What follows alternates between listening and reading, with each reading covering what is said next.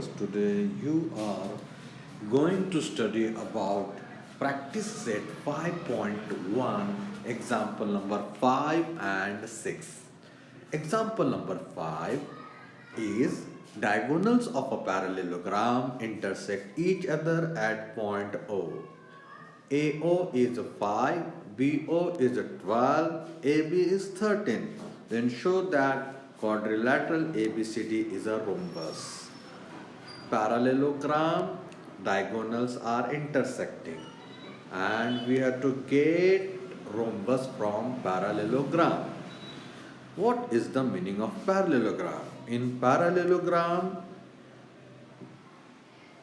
opposite sides are parallel, opposite sides are congruent, diagonals bisect each other.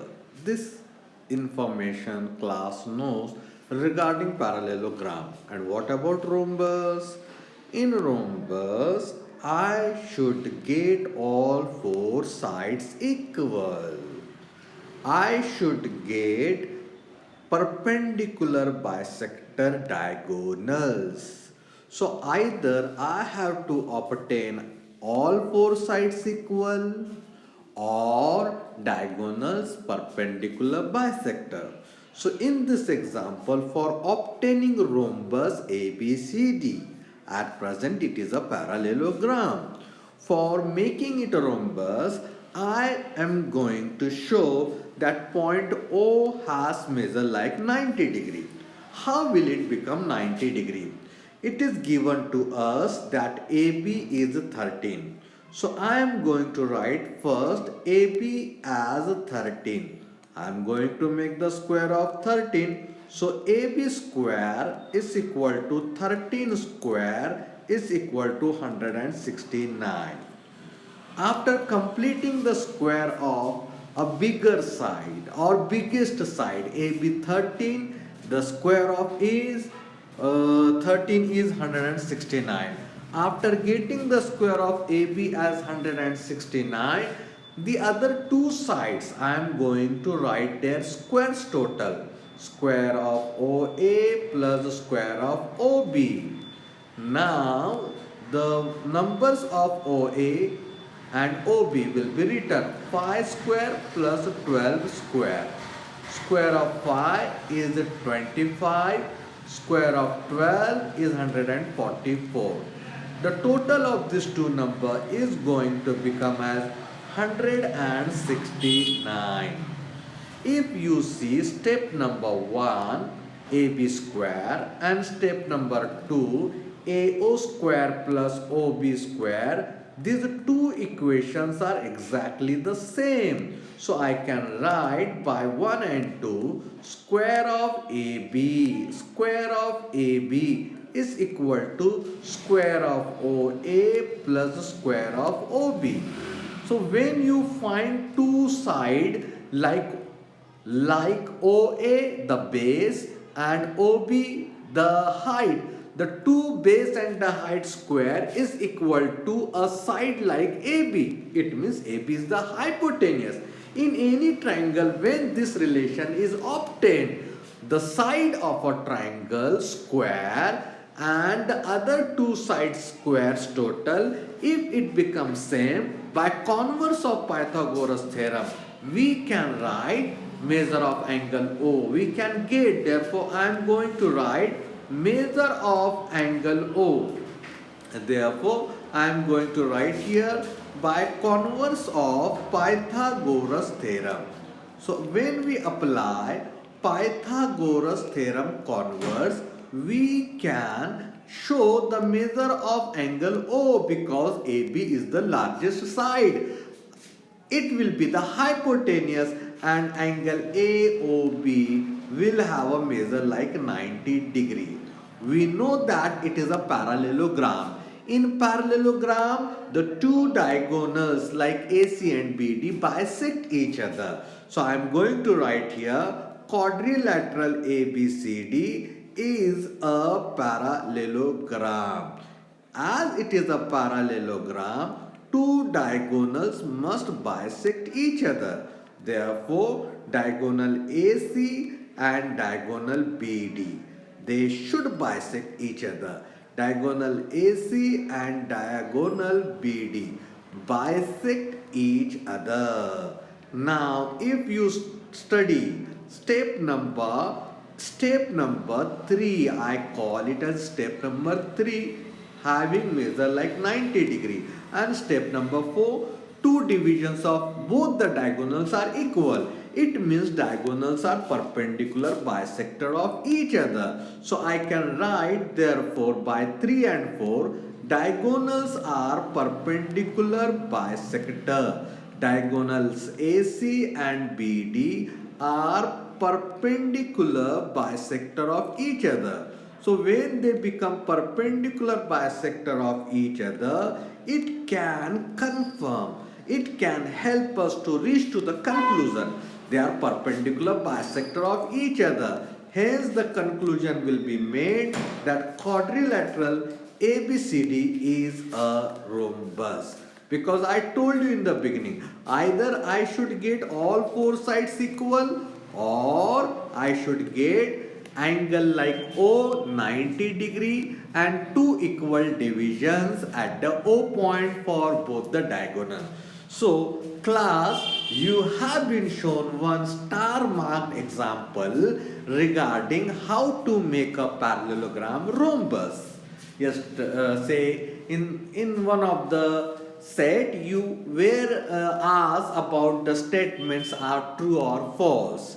Every parallelogram is a rhombus. We wrote there it is false. Why it became false? Because every parallelogram cannot show all four sides equal. Every parallelogram cannot give us 90 degree angle at the diagonal. Therefore, here in this example, I have proved that the two diagonals are bisecting at 90 degree angle. That's why this parallelogram is going to be a rhombus. After completing answer number 5, we have another important question of this set.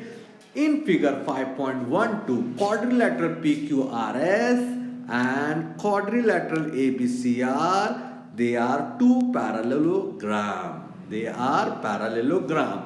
If angle P is 110 degree, then find the measures of all angles of quadrilateral ABCR. So we have two parallelogram.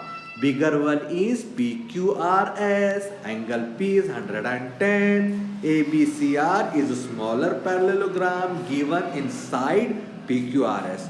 Oh, what a simple question then. As it is a parallelogram PQRS, so I am going to write on the top quadrilateral PQRS is a parallelogram. So according to the properties of parallelogram for angles, what properties you know regarding the angles of parallelogram? It is in your knowledge two opposite angles, angle P and angle R. They are the opposite angle, they must be congruent. And the reason will be written, these are opposite angles, they should be equal if it is a pair of say parallelogram angles. So angle P has measure like 110, angle R will also show the measure like 110 degree. This is about angle R, but I have to obtain all measures, all angles of quadrilateral ABCR. Even quadrilateral ABCR is also a parallelogram. Both are parallelogram. So I am going to write here quadrilateral ABCR is also a parallelogram. So as both of them are parallelogram, the properties of angles of parallelogram are applicable here. I am going to write in the next step angle A and angle R. These are adjacent angles. These are neighboring angles. These are close angles. So these two adjacent angles, their total will be 180 degree. So here I wrote angle A plus angle R total as 180 degree. Angle R, I have calculated it as 110 is equal to 180 degree. Now for getting angle A, it will be written further 180 minus 110. For getting angle A, we will minus them, it becomes 70 degree. Angle A measure is found to be 70 degree. Two angles we have got successfully and the remaining two it will be simple now. How will it be calculated? As ABCR is also a parallelogram, R angle and B angle, they are opposite angle in smaller parallelogram and opposite angles are congruent in every parallelogram.